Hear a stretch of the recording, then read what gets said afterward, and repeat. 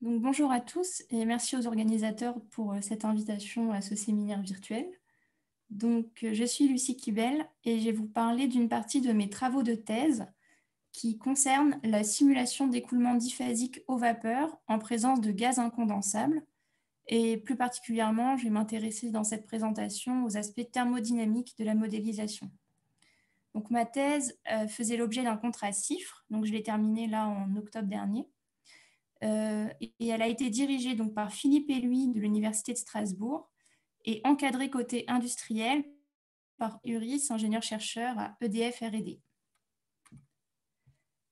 Donc, si la trame de la présentation, je vais commencer par vous dire un mot du contexte industriel de mes travaux de thèse qui vont justifier le type d'écoulement multiphasique auquel on va s'intéresser en termes de modélisation. Je vais vous dire ensuite un petit mot du modèle qui a été choisi dans ce travail pour représenter ces écoulements. Ensuite, on parlera équation d'état pour l'eau liquide. Et pour terminer, je vous présenterai quelques résultats de simulation. Donc, EDF est responsable de la sûreté des installations nucléaires. Sur ce schéma, je vous ai rappelé le fonctionnement d'un réacteur à eau pressurisée. Donc, la réaction nucléaire produit de la chaleur qui est récupérée via l'eau du circuit primaire ici. Donc, il s'agit d'eau liquide pressurisée à environ 150 bars. Et cette eau va permettre l'eau d'un second circuit, le circuit secondaire, qui contient de l'eau qui va se vaporiser au contact de la chaleur ici, au sein du générateur de vapeur. Et cette vapeur va donc entraîner une turbine qui va générer de l'électricité. Donc, à la R&D d'EDF, on développe des outils numériques qui visent à mieux représenter les écoulements impliqués dans ce genre de réacteur. Et il peut également s'agir de scénarios d'écoulements qui pourraient apparaître hypothétiquement lors de scénarios accidentels. Et dans le cadre de ma thèse, j'ai travaillé surtout sur des accidents qui pourraient affecter le circuit primaire. Donc, en particulier, ici sur ce schéma, vous avez le schéma de l'expérience Supercanon, qui est une expérience qui visait à reproduire un scénario d'accident par perte de réfrigérant primaire dans lequel on envisage une brèche au niveau du circuit primaire. Donc, le circuit primaire est représenté ici par un tube contenant de l'eau liquide pressurisée à 150 bars et 300 degrés, donc dans des conditions proches du circuit primaire. Et pour représenter la fuite, vous avez ici un bouchon qu'on va retirer à T égale 0. Donc, si la pression à l'intérieur du tube va très brutalement baisser pour se placer autour des conditions de saturation. Donc, ça va concerner l'ensemble de l'eau. Et lorsque l'ensemble du tube sera aux environs des conditions de saturation, la vaporisation va pouvoir commencer et donc atteindre progressivement l'ensemble du tube. Et ensuite, la vapeur va finir de baisser en pression. Donc, pour représenter ce genre d'écoulement en termes de modélisation, on a donc besoin de modèles pour représenter des écoulements donc diphasiques avec une phase liquide constituée d'eau et une phase gazeuse constituée d'un mélange miscible de vapeur d'eau et de gaz incondensable. Donc, dans l'expérience précédente, il s'agissait d'air et dans la suite de la présentation, je ne parlerai que d'air, mais il pourrait également s'agir d'hydrogène issu de la dégradation des gaines de combustible. Donc, voici ainsi les écoulements qu'on va modéliser dans ce travail. Et je précise qu'on s'intéresse uniquement à des modèles à interface diffuse, c'est-à-dire qu'on ne va pas chercher à connaître précisément la position des interfaces au fil de l'écoulement. Donc, comme on s'intéresse à des outils numériques qui vont être utilisés pour des études de sûreté, on a des exigences en termes de code, c'est-à-dire que nos modèles doivent avoir un certain jeu de propriétés qui vont nous permettre de définir des solutions analytiques. Et comme ça, lorsqu'on aura implémenté notre modèle, on va pouvoir, via des études de convergence en maillage, s'assurer que notre modèle retrouve bien ces solutions analytiques. Donc ici, on s'astreint à un cahier des charges. C'est une façon donc de garantir l'existence de ces solutions analytiques. Et donc, ce cahier des charges a été respecté pour l'ensemble des modèles sur lesquels j'ai travaillé. Donc là, je vous ai mis en valeur donc, les 3 propriétés essentielles qui sont l'hyperbolicité du modèle, qui garantit la stabilité temporelle des solutions numériques, l'existence d'une inégalité d'entropie afin de définir de façon cohérente les ondes de choc en accord avec le second principe de la thermodynamique, et l'unicité des relations de Saut, toujours pour définir les ondes de choc de façon correcte. On a également d'autres propriétés importantes que vont vérifier nos modèles, en particulier celui que je vais vous présenter. La possibilité de passer d'écoulements multiphasiques à des écoulements monophasiques, la préservation des domaines thermodynamiquement admissibles, etc. Donc voici, cela termine mon introduction. Et à présent, je vais vous dire un mot rapide du modèle sur lequel j'ai travaillé dans le cadre de ce travail. Donc là, je vous résume très, très brièvement les grandes caractéristiques du modèle, mais je vous renvoie aux références que j'ai écrites en bas du transparent pour plus de détails. Donc le modèle sur lequel j'ai travaillé, c'est une extension directe d'un modèle homogène qui a été proposé par Thomas Barberon et Philippe Lévy en 2005. Et cette extension capable de prendre également les gaz incondensables a déjà été étudiée d'un point de vue thermodynamique par Hélène Matisse en 2019. Donc, il a l'immense intérêt de ne faire qu'une seule hypothèse d'équilibre, donc l'hypothèse d'équilibre de vitesse entre les différents composants. Mais autrement, on va pouvoir gérer des déséquilibres thermodynamiques complets. Donc, je vais juste insister en termes de modélisation sur les conditions hybrides de miscibilité, puisque là, on va devoir gérer à la fois des phases miscibles et immiscibles. Donc, comme il s'agit d'un modèle homogène, on va avoir des équations qui vont décrire l'évolution du mélange total, comme on va le voir juste ensuite. Et pour représenter les phases les unes par rapport aux autres, on définit trois fractions. Des fractions de volume, des fractions de masse et des fractions d'énergie.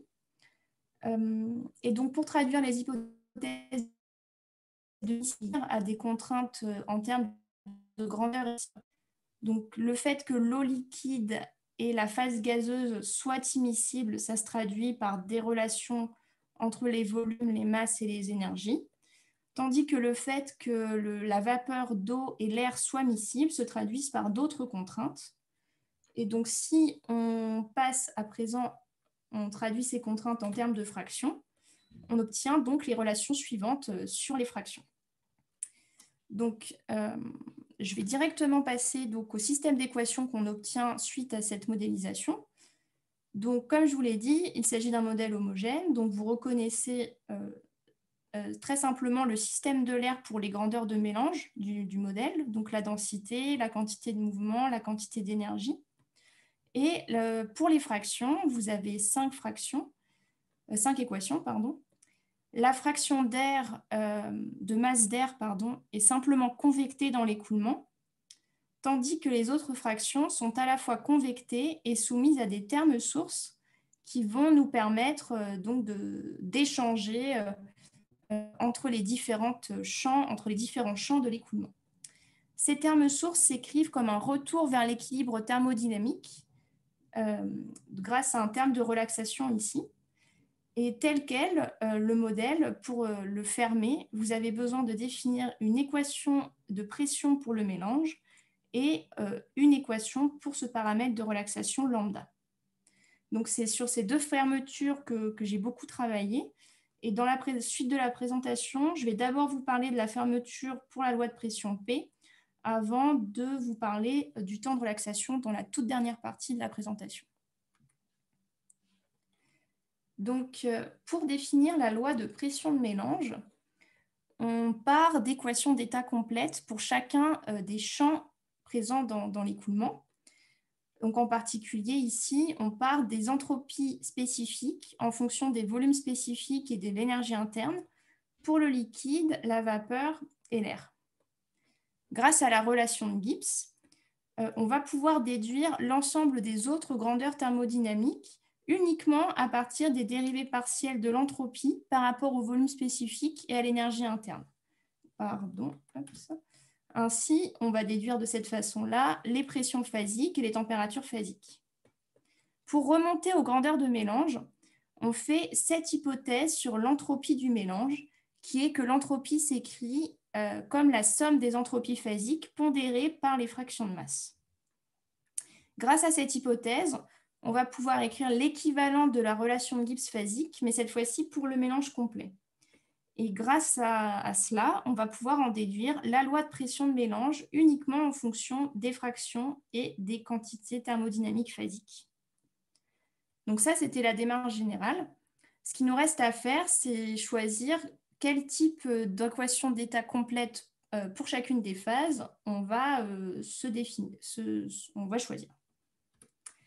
On ne va pas pouvoir choisir ces équations d'état phasiques n'importe comment. On a d'abord des contraintes mathématiques pour garantir l'hyperbolicité du modèle. On doit avoir la stricte concavité des entropies spécifiques en fonction de l'énergie interne et du volume spécifique, et la stricte positivité des températures phasiques.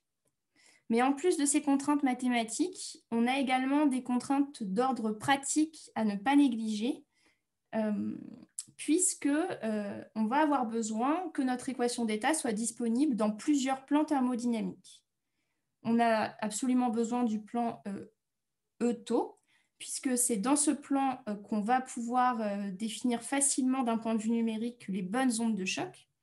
Mais il est également très pratique de disposer de notre loi d'état dans le plan pression-température, qui est d'abord beaucoup plus parlant d'un point de vue physique, mais qui nous permet également d'utiliser un algorithme assez robuste qui nous permet de calculer l'équilibre thermodynamique. Et j'y reviendrai un petit peu plus tard.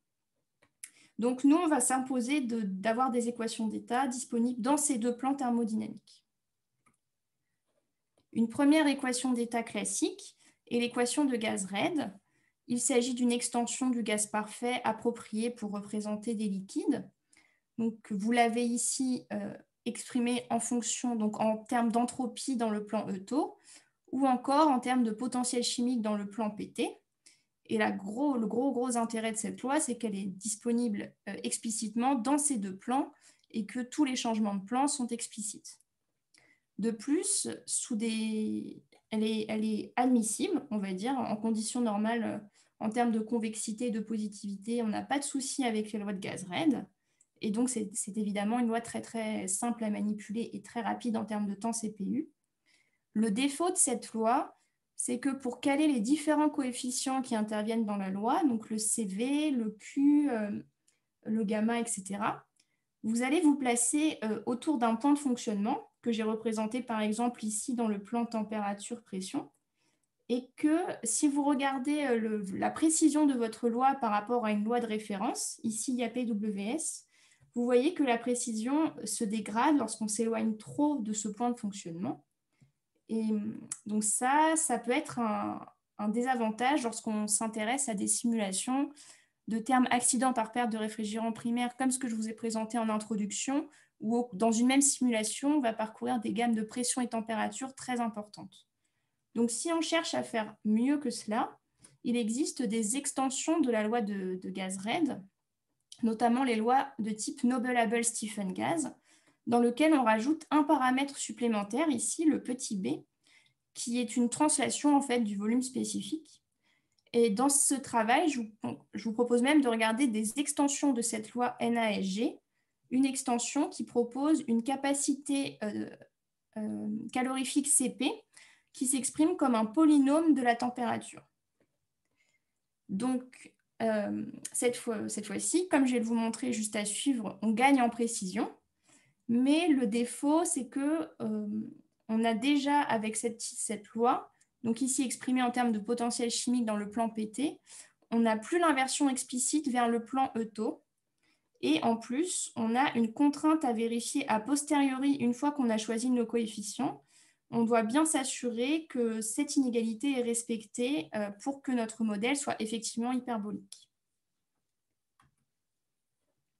Donc dans ce travail, voici comment j'ai choisi les coefficients de la loi d'état. Donc, les coefficients qui interviennent dans la définition du CP sont définis par optimisation, minimisation de l'erreur de la loi d'état par rapport à la loi de référence IAPWS.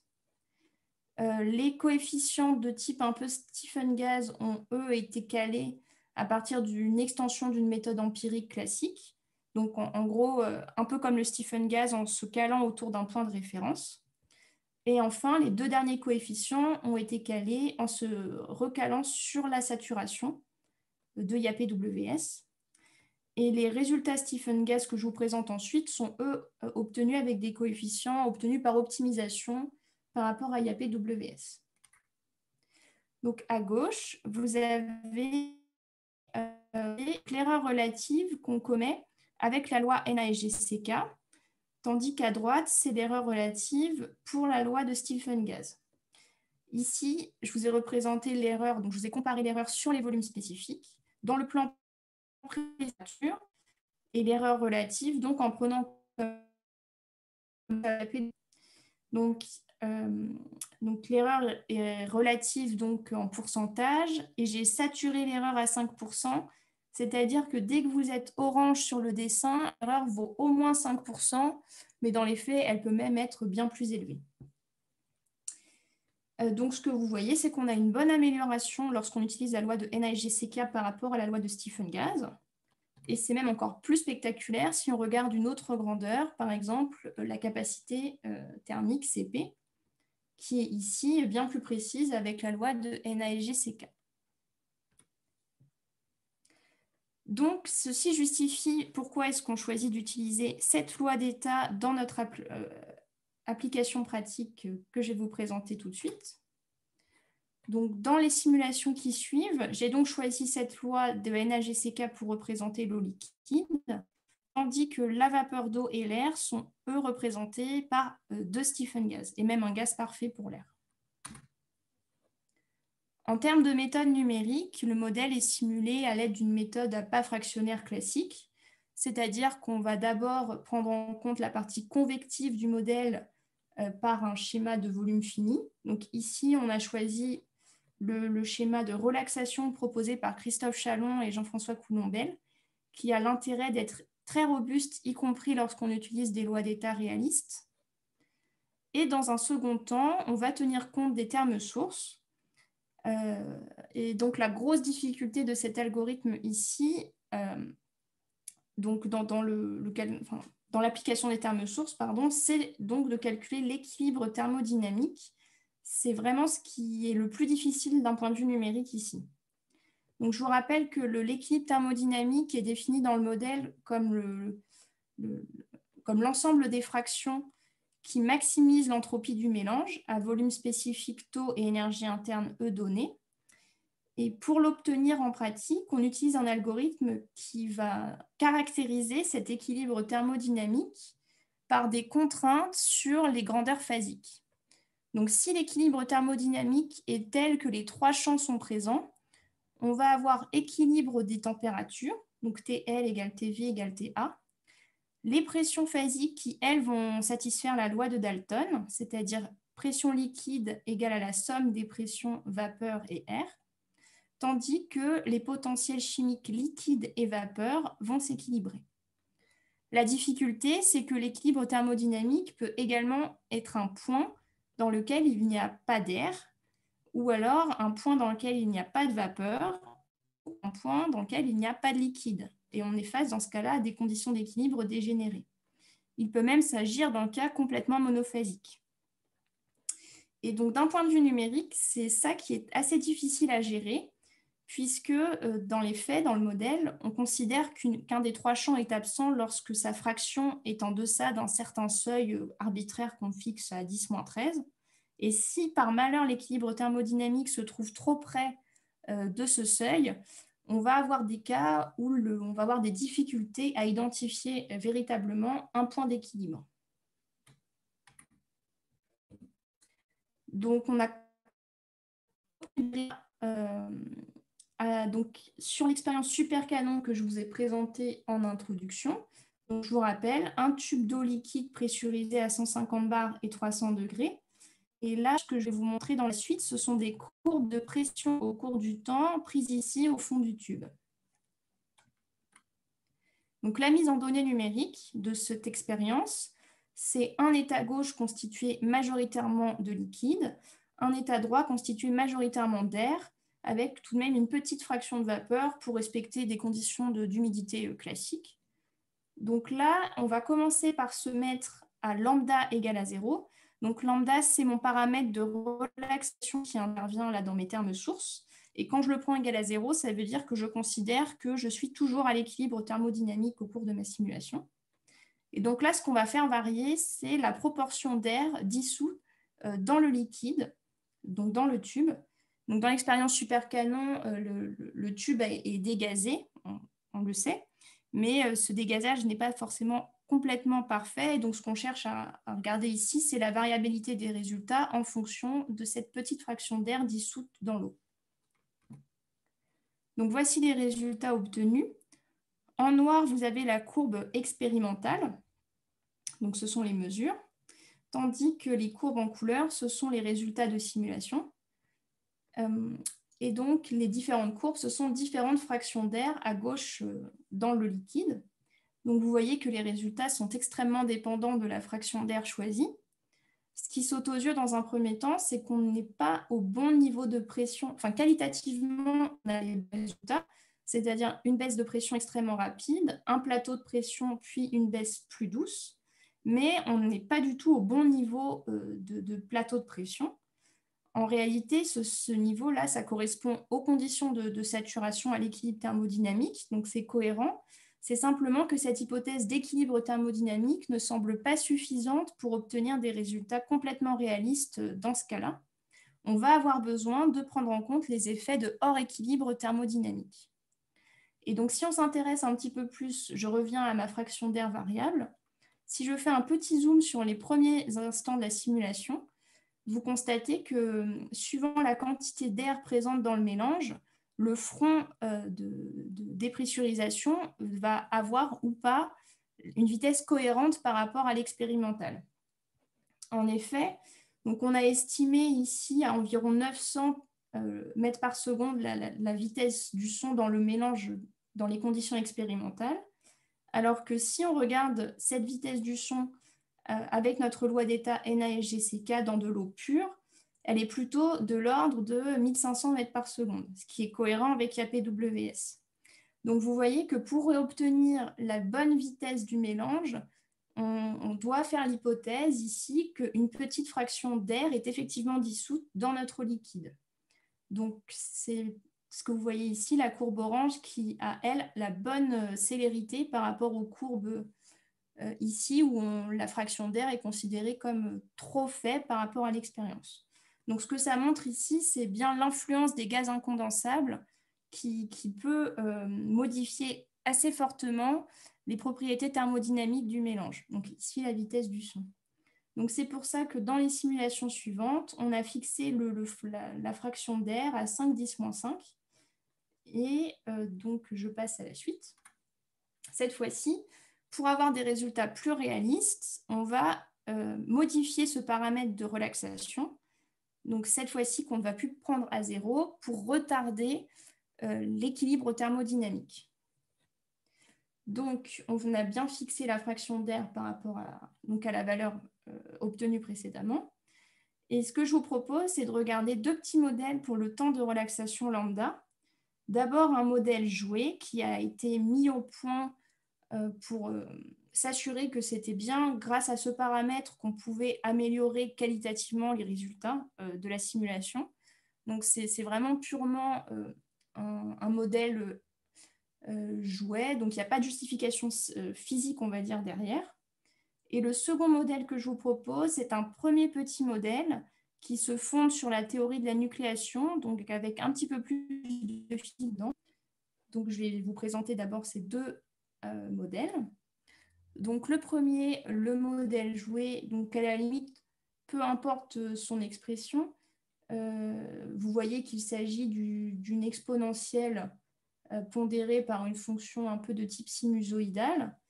Elle va dépendre, donc ce petit modèle va dépendre de l'écart entre l'équilibre thermodynamique pour la fraction de vapeur. Et encore une fois, il a été mis au point, donc un peu à tâtons, pour bien s'assurer que c'était le bon paramètre sur lequel jouer pour améliorer les résultats. Et en ce qui concerne le modèle de nucléation, donc là, on a fait l'hypothèse que ces effets de hors équilibre dans l'expérience supercanon, ils étaient liés au fait, ils étaient liés aux premières bulles apparaissant au sein du liquide, puisque ces effets de hors équilibre, finalement, c'est que on persiste en dehors de l'équilibre thermodynamique de façon observable, et on a pensé que c'était lié au fait que c'était relativement difficile de faire apparaître les premières bulles d'air dans un liquide relativement pur. Et donc, comment dire, pour représenter ça physiquement, on s'est appuyé donc sur la théorie de la nucléation pour obtenir un petit modèle avec 2 paramètres, donc qui s'écrit plus ou moins comme une loi d'Arrhenius. Et vous voyez que l'un des paramètres ici est relié à la nucléation qui peut être hétérogène ou homogène. C'est-à-dire que lorsqu'on a très très peu d'impuretés dans l'eau liquide, le phi est égal à 1, donc autrement dit, c'est très difficile de faire apparaître les premières bulles. Tandis que si on a des hétérogénéités dans l'eau, des petites impuretés, eh bien, ça va être plus simple de faire apparaître les premières bulles. Et donc, ce phi, ici, on l'a directement lié aux quantités de vapeur et d'air présentes dans l'eau liquide qui vont effectivement agir comme des impuretés qui vont faciliter l'apparition des premières bulles. Donc, le paramètre, le préfacteur ici, on l'a fixé avec des considérations on va dire un peu dimensionnel, quoi. Un ordre de grandeur pour la pression, un ordre de grandeur d'une durée pertinente pour la simulation. Et donc, toute la difficulté de ce modèle, c'est qu'il a l'air, on va dire un peu, enfin, il y a beaucoup plus de physique que dans le modèle précédent. Ici, c'est fondé. Mais toute la difficulté, c'est que ce modèle est pertinent uniquement lorsque les toutes premières bulles apparaissent, donc au tout début de notre simulation. Et donc, on a des effets de seuil qui vont apparaître puisqu'il n'est pas pertinent sur l'ensemble de la simulation. Et d'autres seuils apparaissent également puisque tel quel, il est relativement brutal et on est obligé de régulariser ce petit modèle pour repasser donc à un lambda égal à 0, pas trop brutalement. Et donc, ça va tout de suite faire un peu de sens ce que je vous dis lorsque je vais vous montrer les résultats numériques. Donc, en bleu, vous avez les résultats obtenus avec le modèle joué et en vert, avec le modèle de nucléation. Donc, par rapport à la simulation à l'équilibre thermodynamique que je vous ai présenté précédemment, vous voyez que qualitativement, on est meilleur, parce que déjà, on a réussi à baisser le niveau du plateau de pression. Et on retrouve bien ici le l'undershoot de pression, pardon. Donc, pas au bon niveau, mais qualitativement, c'est quand même un premier pas. Et ce que vous voyez là, ce que je vous expliquais sur les seuils pour le modèle de nucléation, c'est qu'on a des petites choses pas très jolies ici, certainement parce que le modèle est encore un peu trop brutal, puisque numériquement, c'est vraiment assez difficile de mener des simulations hors équilibre thermodynamique tout en restant suffisamment robuste. Donc, voici pour les résultats. Donc, je vais passer à ma conclusion. Donc, la loi de Noble-Haber-Stephen-Gaz NASGCK nous est apparue comme un bon compromis en termes de simplicité et de précision pour représenter l'eau liquide. Vous avez vu que prendre en compte les gaz incondensables était important puisque ça pouvait modifier de façon assez conséquente les propriétés thermodynamiques du mélange, comme la vitesse du son. Et de plus, pour obtenir des résultats réalistes sur des cas de dépressurisation très brutale avec changement de phase, donc comme supercanon, il nous semble important de prendre en compte les effets de hors équilibre thermodynamique pour vraiment obtenir des résultats plus réalistes. En termes de perspective, comme je vous le disais, on a encore des problèmes de robustesse pour calculer l'équilibre thermodynamique dans ce modèle. Donc, on a certainement des améliorations à faire de ce côté-là. Et enfin, ce que je vous ai présenté ici, ce sont vraiment des premiers modèles pour représenter ces échelles de temps qui caractérisent les effets de hors équilibre, les petits modèles pour le lambda. Donc, on a réussi à proposer un premier modèle avec un petit peu plus de physique dedans, mais il y a encore beaucoup de travail à faire pour que sa mise en œuvre fasse intervenir moins de seuils non physiques et pour donc, mieux comprendre finalement ce paramètre. Donc, je termine en vous citant quelques références sur lesquelles s'appuie ce travail et je vous remercie beaucoup pour votre attention.